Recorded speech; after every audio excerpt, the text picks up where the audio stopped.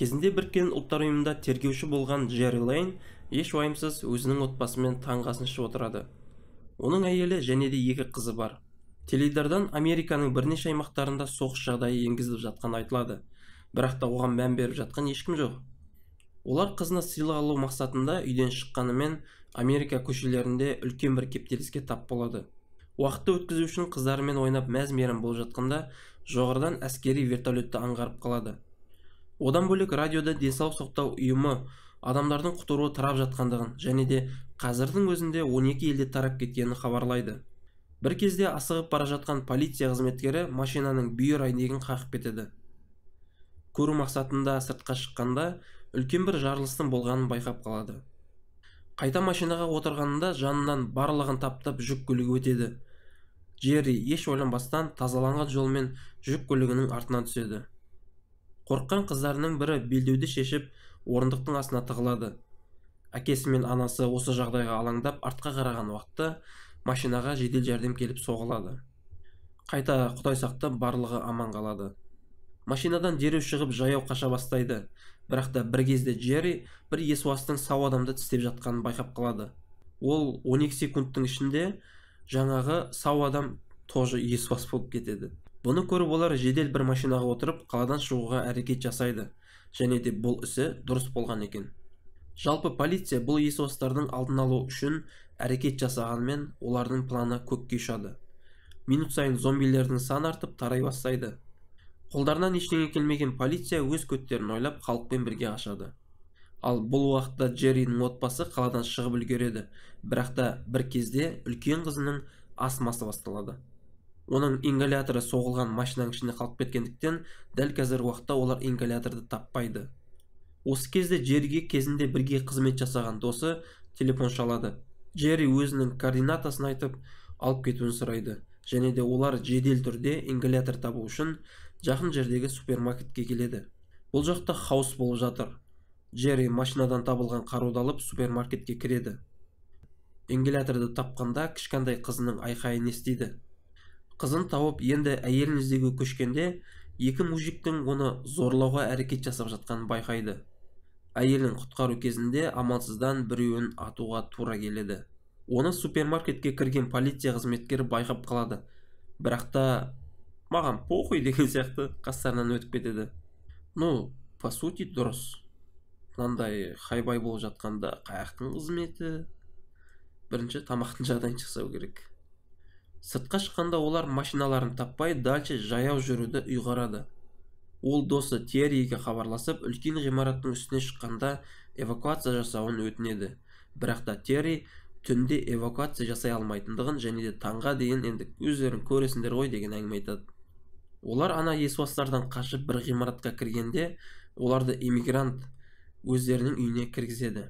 Осылай бұл түнде өтеді. Ертесіне таңертең иммигранттарға өздерімен жүруді өтінеді, бірақ та олар бас тартады.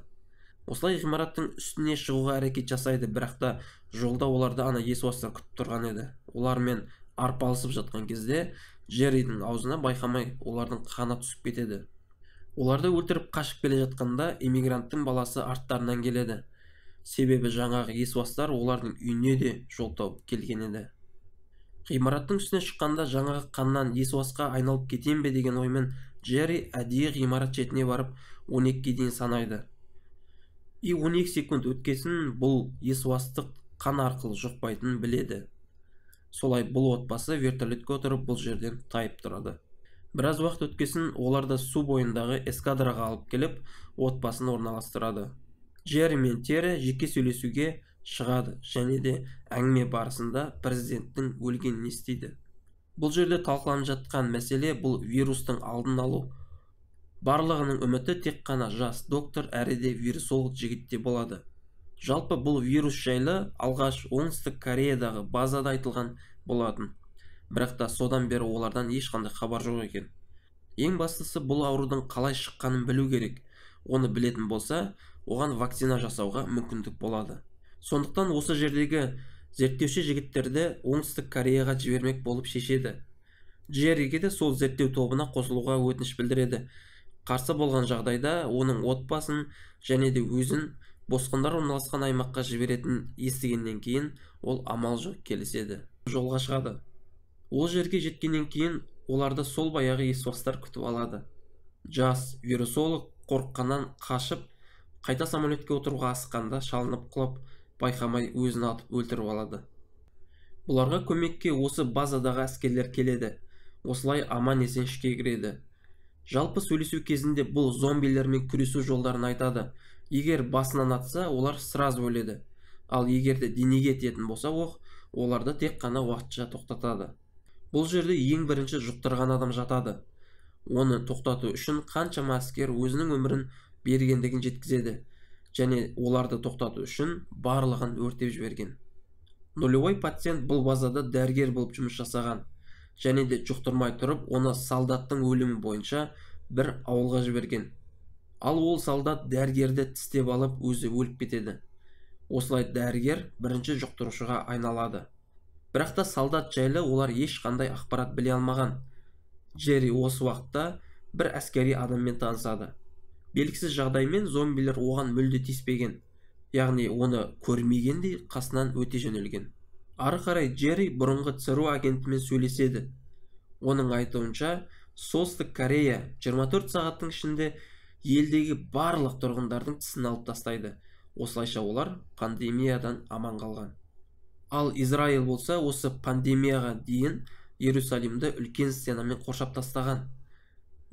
Примерно білген олар.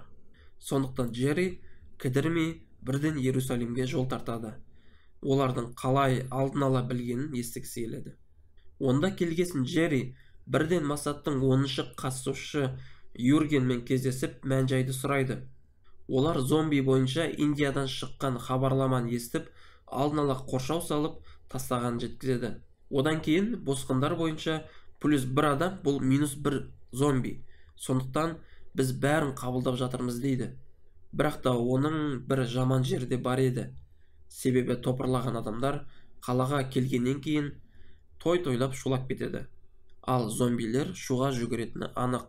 Соның кесірінен топырлаған зомбилер осы Иерусалимге ағылып келеді. Зомбилер қалаға кіргеннен кейін Джерри кейбір адамдарға зомбилердің мүлде жоламайтын байқайды. Және де байқап қарайтын болсаңыздар, олар үлкен шалдар немесе басы таз ауру адамдар. Жермен жүрген әйел әскеридің қолынан бір зомби тістеп алады.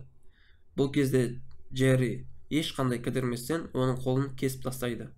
Таңып алғаннан кейін олар пассажирлік ұшаққа отырып ұшып кетеді. Ұшақта оның ойы зомбилер айналып өтіп кететін адамдарда болады. Сондықтан ол телефонын алып, термен хабарласып, жақын жерден медициналық орталық тауып беруін сұрайды.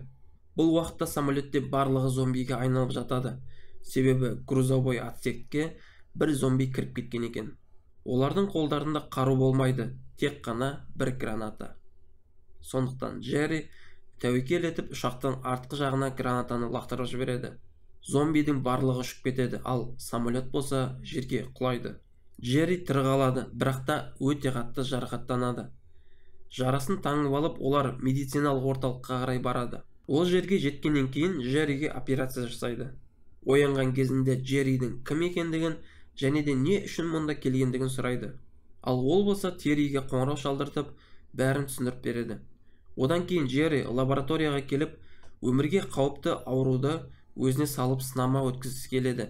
Себебі ол қауіпті ауру бар адамдарға зомбилер жоламайды деген ой білдіреді.